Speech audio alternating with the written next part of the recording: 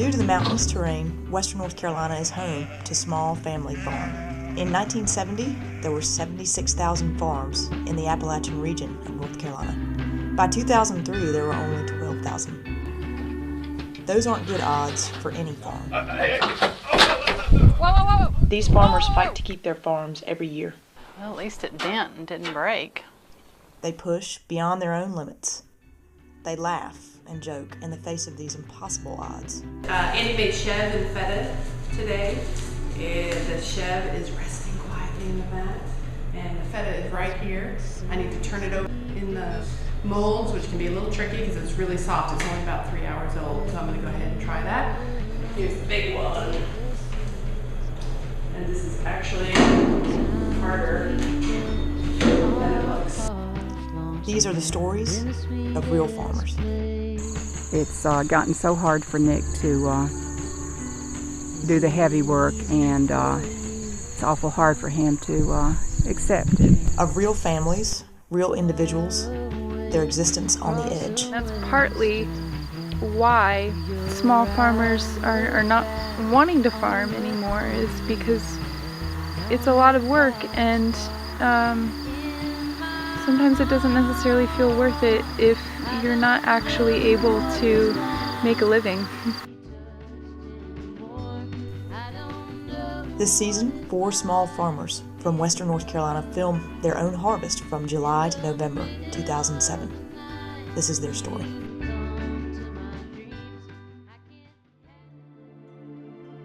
Meet Megan Cole of Harvest Table Farm. She has worked as a farm manager and a farm hand for 9 years before starting her own farm. My name is Megan Cole, and this is Harvest Table Farm, and it is the 1st of July. Meet Sue and Nick Nichols, who have been farming for 37 years. Hi, I'm Susan Nichols, and this is Nick Nichols, and we are Highlander Farm. Jen and Andy Perkins of the renowned Looking Glass Creamery. Hi, I'm Jennifer Perkins, And I'm Andy Perkins. and we produce artisan handmade cheese in western North Carolina, just outside of Asheville.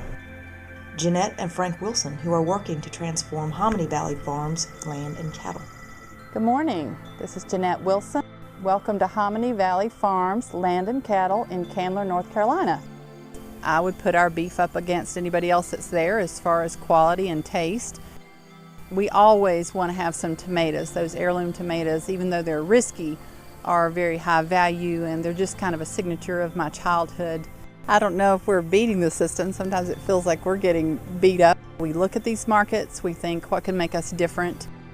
I think for Frank and I, we both know that there are other careers that we could be involved in that probably would pay us more net income. Frank and I personally are strong Christians, and we see what we do on this piece of land as stewardship of that for God. So maybe that offsets some of the income factor when we're looking at why we do this.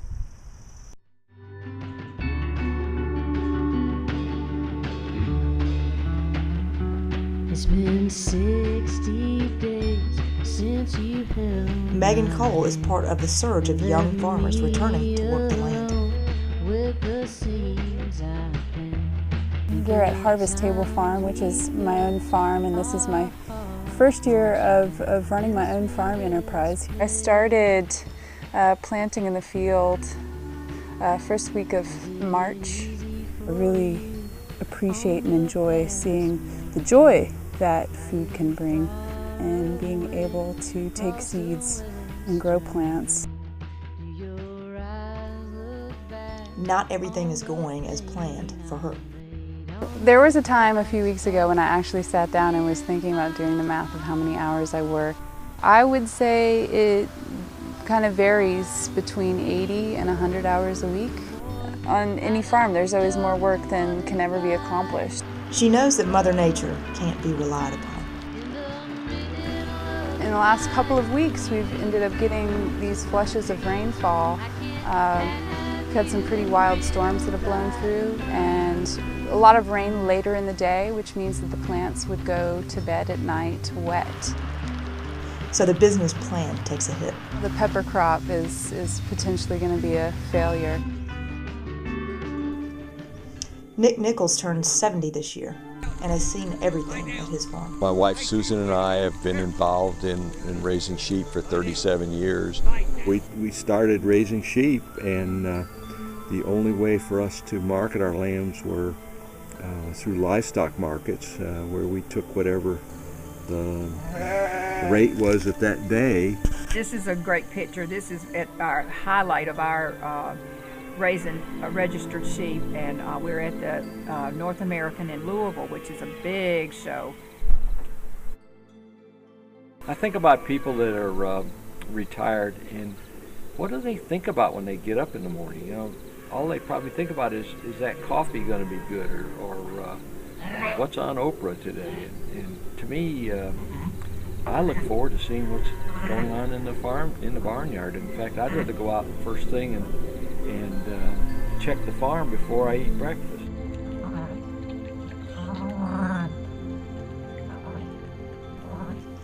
For the Nichols at this stage in their lives, every day they farm is a blessing. This lamb was born this morning. Latest addition to Highlander Farm.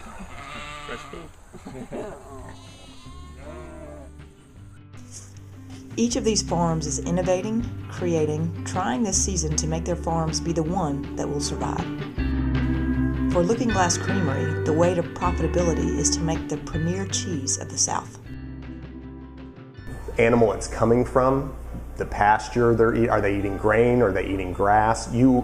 That's what's kind of cool about cheese too. The same recipe, even though it's dialed in with all its cultures, will taste different in the fall as opposed to the spring, as opposed to the summer. We started out making our cheeses with Holstein milk, which was good milk, but we came across Claude Pax, and he was a much smaller producer, and he milks Jersey cows. And a Jersey cow is known for their butter fat, and even in looking at the milk, Holstein milk almost didn't even separate out, and it was white, almost like goat's milk. The Jersey is a really golden, buttery color, and you can taste the grass. These cows are out on grass anytime they're not in the milking parlors. Claudia says when you call them, they come running. I have a high-pitched voice. My whole family can tell you that, especially the daughters. And they come. All the cows, the heifers and all the younger cows. Come on, babies, come on. They know to not act like little devils while the cameras are going. We're not hauling it from a really long way or pumping it multiple times. We're as gentle with it as we can, and it's made a big difference, that shift to the Jersey milk and the pack farm. So start with the freshest milk in the mountains from grass-fed cows. Then create the most labor-intensive cheeses. My favorite cheese is Ellington. I think it's visually beautiful. It's a great tasting cheese. You coat all those surfaces and you see that white cheese turn into black. And then as it ages, it's black, and then it slowly goes gray back into white again as that mold that was put into the milk at the time of cheese making blooms on the surface. Chocolate Lab, it's what's called a washed rind cheese. So every other day in the 6 weeks, which we age it over there in our aging cave, we're washing it with a bacteria which is helping give it its flavor. So again, it's that handmade process. It's really labor intensive to do that. Hominy Valley Farms is changing from a traditional mountain tobacco and beef farm to a sustainable organic farm. My grandparents came here in their middle age of moving down one county, and to them this had more flat ground to farm. And my dad, he stayed, and my mom, and they took it up. My mother worked full-time, and they bought more land and they expanded. My dad raised polled Herefords, so I did my year as the North Carolina polled Hereford Queen, which entitled me to go give out ribbons at shows and state fairs and travel to the national shows. And the tobacco was a cash crop. I mean, it was everybody's, for sure. If you could bring it to production, you could sell it. Actually, the day came that my dad just said, I'm turning it over. And if you want to do something different with this farm than what I've done, you can do that. And we made the decision to move our cattle into production for beef, which meant crossbreeding them to make the kind of beef we exactly wanted. It meant that I wanted to start a market garden. Frank Wilson works 2 jobs to support the farm. His view is that sustainable farming is a return to traditional methods, to less chemicals and pesticides. I believe that the hormones and the antibiotics, the way that we have been using them, most of my life, I think there's some detriment to it. We feel strongly that we want to raise a product that I would just use the term that is clean of the need for hormones to enhance growth or to enhance feed efficiency. And I think we need to run them in a way that antibiotic use is, if it's not nothing, it's close to it. At Highlander Farm, breeding is the art. For 37 years, Nick has been perfecting his flock. I enjoy seeing what the genetics of an animal does. I enjoy seeing how they mature and maturate and the production of an animal. I deal with different breeders and trying to get different genetics into my flock to improve the lambs each year. I like to fool around with different rams and different matings and everything else to get the right animal for the market. And I look at the animal, the body type, how their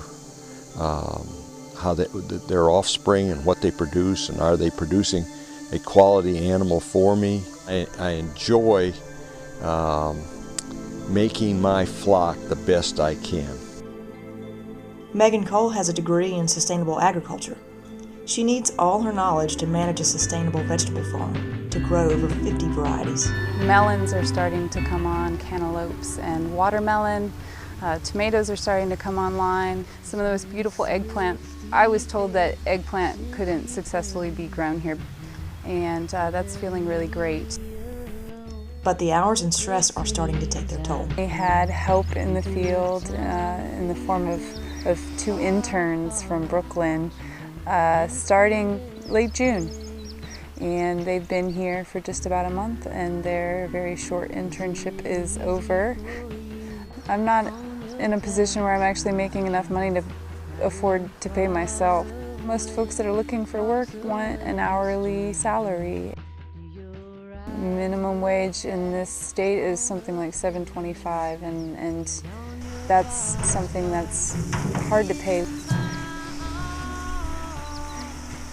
I have started to call this the year of kind of overworking myself, and the hope is that I won't get to a point where I break.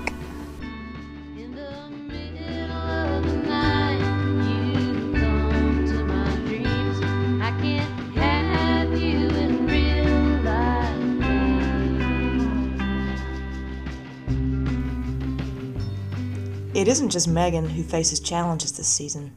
The Nichols look toward retirement, but what will happen to their family farm?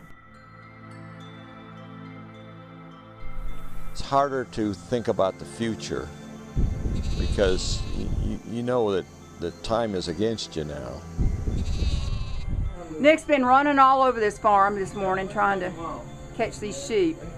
We've just hired somebody to help us, which is brand new for us, and hopefully that's going to take a little load off our back. You grab their leg, Robbie. Yeah, there you go, Robbie. There you go. You're going to win the steer wrestling. Why don't y'all start working with holding them upright instead of carrying them like that, Nick? Carry them all right like that? About 100 pounds? It's a lifetime of work put into maintaining a family farm. But long run, hopefully our son-in-law and daughter will return here and take things over. He's involved in agriculture. The farms around here have changed. They've been sold, the families have sold off most of their ground and don't have that family farm anymore, and that's what we want to keep. Change is a risk. Sustainable organic farms have no room for crop failure. The heirloom tomatoes that Jeanette loves are wiped out on Hominy Valley Farm. Well, I came to work at Hominy Valley Farms from another local certified organic produce grower. We planted 1,000 tomato plants. which is a whole lot of tomatoes. And you know, we planted that many, and now we're starting to lose some to gray, what did they say, gray leaf spot, I believe is what the Cooperative Extension folks said. So the heirlooms are done. I mean, they're toast. The potato famine, it's kind of that idea of it. It's a disease that comes on the wind and in the rain. There's probably not a miracle cure, and the best we can do is hold where we are and hope we get some harvest. So fortunately, we have a whole, other set of hybrid tomatoes that are still doing fine. Growing the way we do, not using any synthetic chemicals or fertilizers or pesticides, you're going to take a hit. The Perkins are wildly successful, represented by Williams-Sonoma and acclaimed in national magazines. But a successful business can cause growing pains. We've been working towards opening our own business 6-7 years. And that whole time I was working at a job. I'm an audiologist, which means I'm a hearing healthcare professional. We knew the clock kind of started running on how long it was going to be until I stopped working, because we knew, again, if things went well, it would be more than a one-person job. Me leaving was pretty much out of necessity of Jen, just saying I can't do anymore. The business can't go further without both of us working at it. I quit work in April of 2011. It's been an interesting transition over since April. I thought it'd be pretty easy because I thought, yeah, I pretty much know what goes on. I had no clue. My husband came on 2 months ago. It was a big change for him because he was traveling for work. He was paid a good salary. When you come into a situation working as closely as we have to here, there certainly was a few weeks of adjustment in terms of what our roles were going to be. In the past couple weeks, I feel like we've hit our stride and it's working. And Andy's going to be a great addition and will hopefully be what can take us to the point where this can be financially viable for us. We're not going to make a lot of money at it, but that we can live without a second paycheck or a third paycheck, which way a lot of farmers do. There's no margin of error for these farmers. For a first-year farmer, this means facing the economic reality of running a small business. Can we really achieve something that's truly sustainable? Part of the answer to that is looking at longevity. How long can a small farm operate and continue to flourish?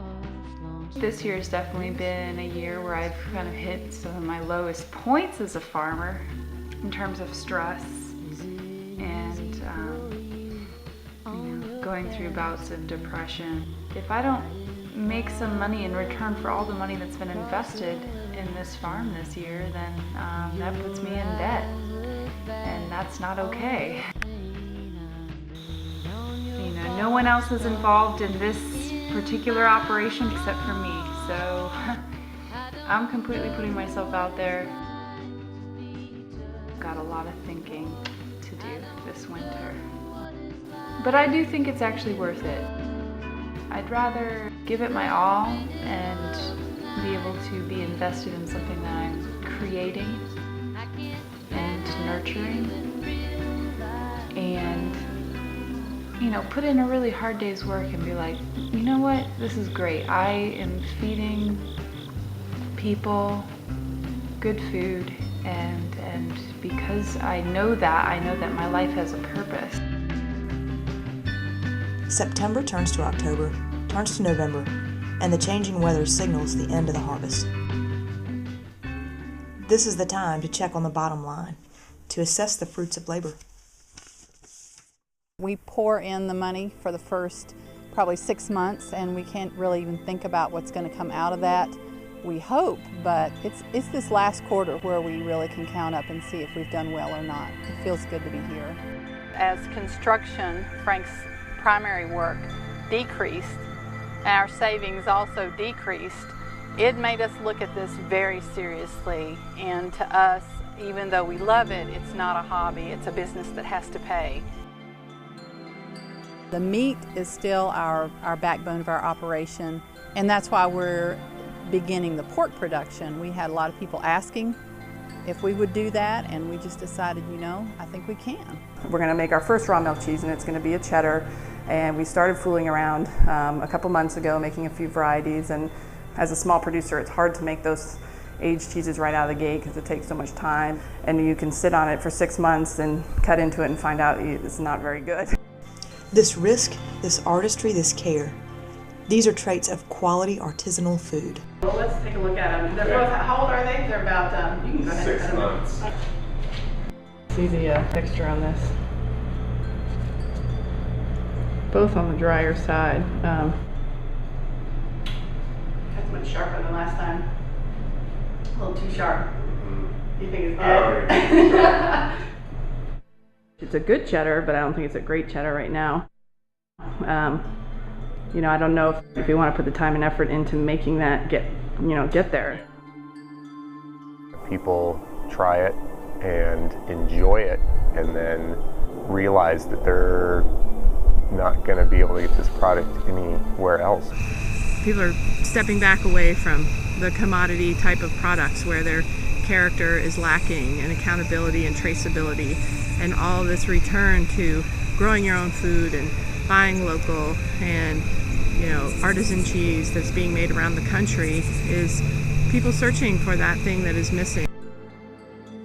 Just had some lunch, had enough time to check my bank balance, and it got me thinking a lot about winter work. For a first-year farmer, the question at the end of that season is, can I go on? Not completely distressed yet, but I'm kind of on the fringes. I really do need to find some winter work, fall work. Also, I could pick up a job at any moment. It definitely took me a long time to actually get to a point where I wanted to farm full time, just because I've delved into agriculture long enough to know that it's not an easy way to make a living. But farmers don't choose this way of life and then just give up. Even though I wasn't anticipating that I would be buying a tractor after my first season, that was definitely not something I had planned for. The opportunity has presented itself.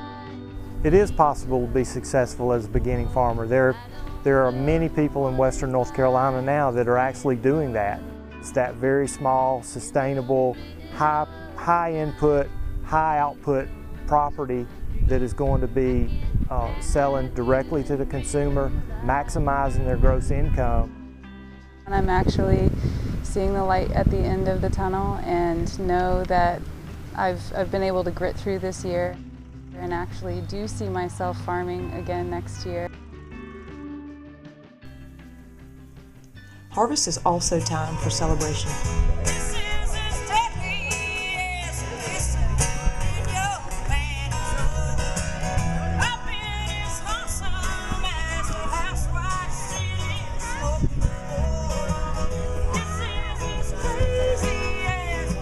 It has been a hard year, a testing year, but now's a time for Thanksgiving, for bringing food to our plates, for feeding the community.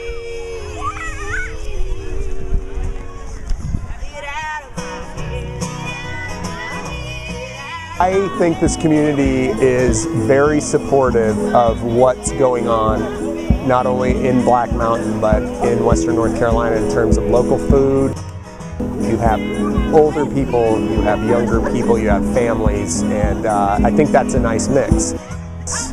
It's a nice fitting end to not having to do these till April of next year.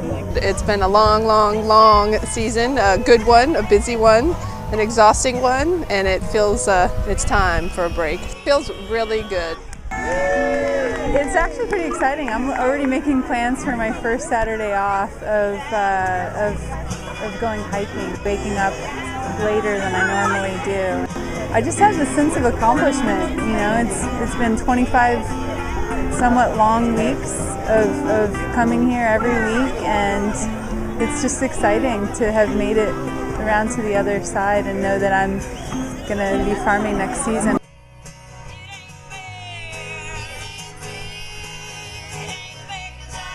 It has been wonderful today. You sold out. I sold out. I sold out of everything. Eggs, lamb, chicken. The freezer is empty and we are ready to go on vacation. And it's been a beautiful day.